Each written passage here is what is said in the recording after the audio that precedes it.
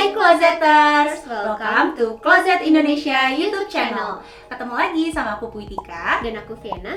Kali ini kita akan bicara ngobrol-ngobrol seputar dampak pandemi.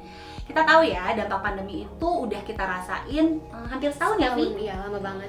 Iya, bener-bener. Dan ini setiap orang tuh juga merasakannya beda pastinya ya, yang dirasain karena pandemi ini pasti beda. Dan cara mengatasinya pun juga pastinya beda-beda ya. Ya, nah itu benar banget karena ada beberapa orang yang sudah terbiasa dengan new normal ini. Tapi ada juga yang masih merasa khawatir dengan ini itu, terus aduh bosen banget di rumah, udah mati gaya gitu kan. Nah itu semua sebenarnya karena rasa toleransi terhadap bosan setiap orang tuh berbeda. Benar banget. Bahkan aku sempat baca nih ya, salah satu artikel di sini dibilang kalau anggota psikolog klinis dari berbagai wilayah akan memberikan berbagai informasi psikoedukasi maupun materi untuk psikoterapi secara mandiri di rumah. Jadi benar-benar udah diperhatikan sebegitunya. Berarti itu hal yang bagus dong ya. Nah aku sendiri tuh sebenarnya penasaran, Kak Pui selama pandemi ini rasanya gimana sih? Asli ya Vi, itu kan semenjak kita WFH ya, dari awal-awal pandemi itu aku udah ngerasa ya udah bikin konten di rumah, tapi yang ada tuh malah jadinya makin lama ya makin bosen, makin bad mood gak jelas gitu kan. Iya, terus udah gitu ya kita makanya sekarang ke kantor kayak gini bikin konten lagi sama Vienna, itu tuh udah jadi salah satu apa ya, refreshing buat aku, happy gitu ya. Benar-benar. Nah kalau aku sendiri tuh udah melewati banyak fase Kak. Kayak awal-awal tuh aku masih bandel, kayak misalkan saudaraku ulang tahun, aku datang ke rumahnya gitu. Terus tapi aku ngeliat di TV kok angkanya nggak turun-turun, gitu malah makin kan, meningkat ya. Meningkat gitu. Terus aku memutuskan yaudah deh di rumah aja gitu kan. Udah dari mulai bosen nggak tahu mau ngapain sampai akhirnya sekarang aku sudah mulai terbiasa di rumah gitu. Karena aku udah menemukan hobi-hobi baru yang sekarang jadi rutinitas baru. Iya. Tapi tahu nggak sih Vi, aku tuh sempat banget loh ada di fase dimana aku saking udah bad moodnya, udah nggak tahu mau ngapain, itu aku jadinya careless sama diri sendiri juga, gitu. Aku udah nggak pernah skincarean, nggak pernah hair care rutin. Sempet banget nih aku ada di titik dimana aku sedih banget kalau nyisir tuh, yang ada di sisir tuh isinya rambut semua. Bahkan kalau kayak aku giniin aja nih pakai jari ya, itu isinya udah rambut. Itu stres banget nggak sih ngeliatnya? Bikin makin masalah baru kan, jadi makin stres, makin bad mood. Tapi sekarang udah nggak kayak gitu dong. Nggak dong. Karena di video ini kita akan sharing untuk mengatasi pandemi ini yang bisa bikin stres. Betul banget. Oke, langsung aja kita masuk ke tips pertama. Tips pertama, you are what you eat. Kita tahu banget nih ya, WFH di rumah aja gini, itu bikin kita jadi suka jajan, nyemil-nyemil. Iya, cuman harus diperhatikan nih, cemilannya juga harus cemilan yang sehat ya. Tips kedua, olahraga. Kalian bisa lari atau jalan kaki selama 30-45 menit. Kalau bisa kena sinar matahari gitu kan. Karena seperti yang sudah diketahui, menurut penelitian olahraga itu bisa ngedetox secara alami dan juga meningkatkan endorfin. Benar banget. Tips ketiga, jangan pernah skip cuci muka. Karena kita walaupun nggak keluar rumah, tapi muka juga harus tetap dijaga.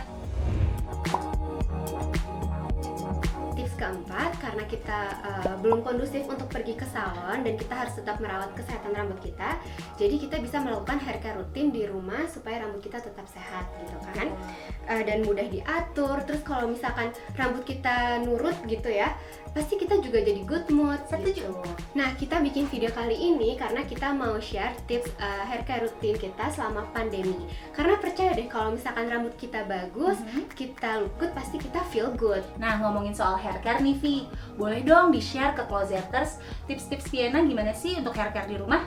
Boleh banget, aku tuh keramas setiap hari dan rangkaiannya lengkap, mulai dari shampoo, conditioner, sama serum. Nah kadang ya kalau aku punya waktu lebih, aku suka maskeran. Jadi kayak kalau maskeran itu aku seminggu sekali atau 2 minggu sekali biar rambutnya bener-bener sehat gitu. Wow, itu tuh sebanyak itu rangkaiannya? Iya. Setiap keramas? Setiap keramas. Rajin juga ya. Loh emang kalau Kak Pui sendiri kenapa sih? Kamu gimana? Bagus sih Vi, cuman kalau aku tuh anaknya nggak suka yang terlalu ribet, sorry ya. Aku tuh anaknya suka yang praktis-praktis gitu. Aku juga sama sih, keramas setiap hari gitu. Cuman aku pakai shampoo dan conditioner aja sih Vi. Udah, 2 itu aja? Iya, karena aku tuh pakai Cerasoft Serum Shampoo and Conditioner. Di situ udah ada kandungan serumnya yang bisa menutrisi 5 kali lebih cepat dari mulai akar rambut, batang rambut, sampai ujung-ujung rambut. Jadi aku ngerasa nggak perlu lagi deh nambahin rangkaian produk lainnya. Abis pakai Cerasoft Serum Shampoo and Conditioner, aku ngerasa rambut aku tuh jadi lebih lembut, Vi, gitu. Dan teknologinya tuh, Vi, teknologinya itu dari Jepang. Jadi udah pasti nggak perlu diragukan lagi lah ya kualitasnya. Bener banget, no play. Kalau tahu ada yang sepraktis itu, aku bakal cobain sih ini Cerasoft Serum Shampoo and Conditioner. Nah, rambut aku itu rontok, Kak. Bagusnya pakai varian apa? Jangan khawatir, di Cerasoft Serum Shampoo and Conditioner ada hair fall treatment-nya, Vi. Ya, dia udah ada kandungan Sophora root yang bisa membuat akar rambut tuh jadi lebih kuat. Gitu, dan wanginya itu tahan lama. Aku suka banget wanginya tuh sweet elegant gitu loh. Jadi kayak bisa bikin lebih relax juga. Kalau Kak Uwi pakai varian yang mana? Aku cerita dulu ya, ini awal banget nih, Vi. Awal banget tuh aku pernah ngerasain ketombean. Itu tuh asli sih bikin bad mood banget karena gatel, terus juga jadi kayak lembab gitu, nggak enak banget kan. Terus akhirnya pas lagi hopeless kayak gitu, aku lihatlah ada Cerasoft di Instagram tuh. Terus pas aku browsing, ternyata si Cerasoft ini ada varian dandruff treatment-nya. Itu aku langsung coba dan benar-benar bisa mengatasi masalah ketombe aku loh, Vi. Karena dia ada kandungan ZPT-nya yang mampu mengatasi masalah ketombe dan juga kulit kering. Nah, cuman kan aku sekarang udah nggak ketombean lagi nih, Vi, gitu. Jadi aku ganti ke Cerasoft Serum Shampoo and Conditioner yang shiny black. Nah, di sini aku pengen rambut aku tuh lebih berkilau lagi, nggak kusam lagi, karena dia ada kandungan black sesame seed yang bisa mengembalikan kilau rambut yang kusam. Nah, bisa jadi tips juga tuh, kalau kita mau beli shampoo, kita harus tahu dulu kondisi dan kebutuhan rambut kita, karena kondisi rambut itu bisa berubah-berubah. Ini fix banget sih, setelah syuting ini aku bakal ke minimarket beli Cerasoft Serum Shampoo and Conditioner yang hair fall. Bener banget tuh, Vi. Nah, teman-teman juga inget ya, kalau kita nih keluar rumah, sekalipun cuma ke minimarket, pas pulang nih harus langsung mandi dan keramas supaya nggak ada virus-virus yang nempel, gitu kan. Dan aku punya tips nih, tambahan tips lagi. Jadi sambil keramas, sambil dipijit-pijit juga kulit kepalanya, biar aliran darahnya juga lebih lancar dan bisa lebih rileks. Oke, Closeters, sekian dulu obrolan kita untuk hari ini. Semoga tips yang kita share tadi bisa bermanfaat untuk teman-teman ya. Dan ingat, di rumah aja bukan berarti jadi melimitasi kebiasaan-kebiasaan baik kita ya. Dimulai dari pampering ourselves, salah satunya hair care, karena percayalah rambut nurut bikin good mood. Sampai ketemu di video selanjutnya. Bye-bye!